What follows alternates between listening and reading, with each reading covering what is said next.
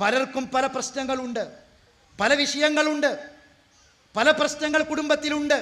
ഒരു കാര്യം നമ്മളൊക്കെ മനസ്സിലാക്കിയാൽ പ്രശ്നങ്ങൾ തീരും. അതെന്താന്ന് ചോദിച്ചാൽ, ഒരു പെൻസിലിനെ പെൻസിലിൻ്റെ ഫാക്ടറിയിൽ നിന്ന് ഒരു കടലാസ് പെൻസിലിനെ പെട്ടിക്കാക്കുമ്പോൾ, ഫാക്ടറിയാണ്, കടലാസ് പെൻസിലിൻ്റെ ഫാക്ടറിയാണ്. അങ്ങനെ അതിങ്ങനെ ഓരോ പെട്ടിയിലേക്ക് പെൻസിലിനിങ്ങനെ ആക്കുമ്പോൾ ഒരു പെൻസിലിന് അതിനെടുത്തിട്ട് ആ ഫാക്ടറിൻ്റെ ഉടമസ്ഥൻ പറഞ്ഞു, 5 കാര്യങ്ങൾ ഞാൻ നിന്നെ ഓർമ്മപ്പെടുത്താം. ഒരു പെൻസിലിനോട് പറഞ്ഞ 5 കാര്യങ്ങൾ ശ്രദ്ധിക്കണം. എന്തൊക്കെ 5 കാര്യം? 1, നീ ഒരു നല്ല പെൻസിലാക്കണമെങ്കിൽ ആരുടെയെങ്കിലും കയ്യിൽ ഇങ്ങനെ ഒതുങ്ങി നിൽക്കണം. ഇത് ഞാൻ വിശദീകരിക്കില്ല, ശ്രദ്ധിച്ച് കേൾക്കണം. എല്ലാ പ്രശ്നങ്ങൾക്കുള്ള പരിഹാരം പറയാൻ പോണത്.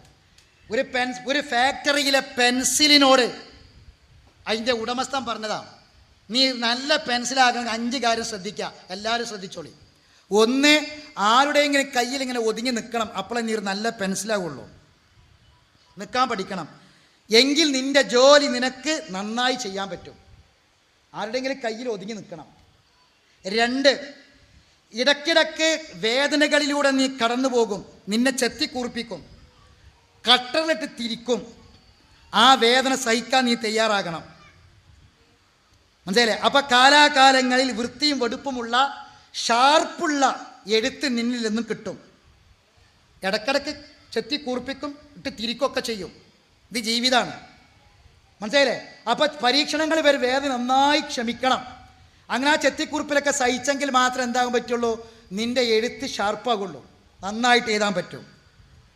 3, ഇത് ഇവിടുന്ന് പോയാലും മറക്കണ്ട.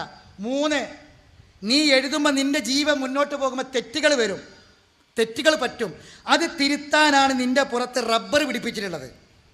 തെറ്റുകൾ പറ്റും, തെറ്റുകൾ സഹജമാണ്. അതുകൊണ്ട് എന്ത് ചെയ്യണം? തിരുത്തണം. അതിനാണ് റബ്ബർ അതിൻ്റെ മുകളിൽ പിടിപ്പിച്ചിട്ടുള്ളത്. അപ്പോൾ തെറ്റുകുറ്റങ്ങളൊക്കെ നമ്മളെ ജീവിതത്തിൽ വരും. മനസ്സിലായല്ലോ? ജീവൻ എന്ന് പറഞ്ഞാൽ അതാ. അപ്പോൾ എന്ത് ചെയ്യണം? അത് തിരുത്തണം, മായ്ക്കാൻ തയ്യാറാകണം. അതിൽ തന്നെ ശാഠ്യം പിടിച്ച് ഉറച്ചു നിൽക്കാൻ പാടില്ല. 4, ഏത് വർണ്ണങ്ങൾ കൊണ്ട് നിന്നെ പൊതിഞ്ഞാലും, പെൻസിലിനോട് പറയാം, ഒരു പെൻസിലെടുത്ത എന്താ രസം കാണാൻ, എന്തൊക്കെ വർണ്ണങ്ങളാ.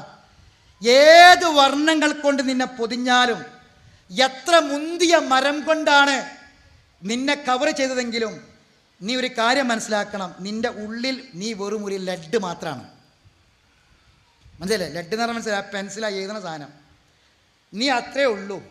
നിൻ്റെ വർണ്ണങ്ങൾ, നീ ഉടുത്ത ഡ്രസ്സ്, നിൻ്റെ സൗകര്യങ്ങൾ എത്ര ഉണ്ടെങ്കിലും നീ പച്ചയായൊരു മനുഷ്യനാണ്. ഖബറിലേക്കണ്ട് കൊണ്ടേ വെക്കും. മനസ്സിലായില്ലേ? മണിക്കൂറുകൾ കണ്ണാടിയിൽ നോക്കി മിനുക്കിയ ആ മുഖത്ത് പുഴുക്കൾ നിറയും. കൺമഷി കെട്ടി സൗന്ദര്യപ്പെടുത്തിയ ആ കണ്ണ് നാളെ 3 ദിവസം പുറത്തേക്ക് വരും.